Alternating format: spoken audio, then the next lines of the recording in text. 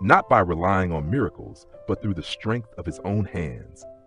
In a busy city, a humble shoemaker worked tirelessly in his small workshop, crafting shoes with love and dedication.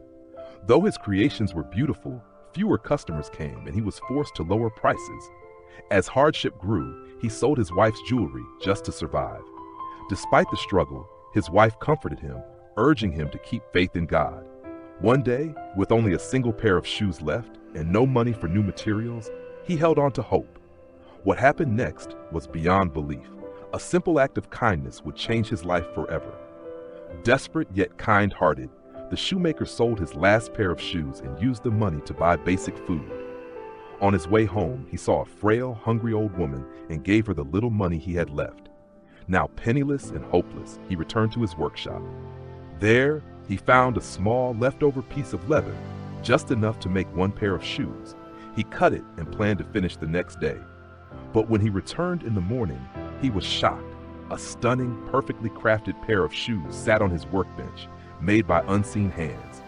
Amazed by the mysterious gift, the shoemaker took the beautiful shoes to the market. They sold for a high price, allowing him to buy food for the poor and new leather for his work.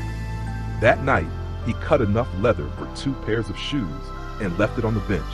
The next morning, 2 perfectly made pairs awaited him. Night after night, the miracle continued. His shop began to thrive, and joy returned to his home. Curious, he and his wife decided to discover who was helping them. What they saw that night would change everything.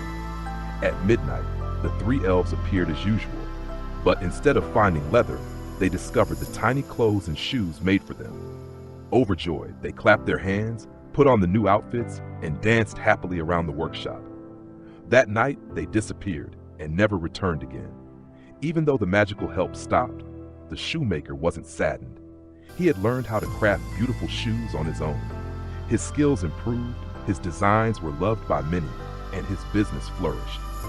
Through faith, kindness, and perseverance, he rebuilt a prosperous life, not by relying on miracles, but through the strength of his own hands.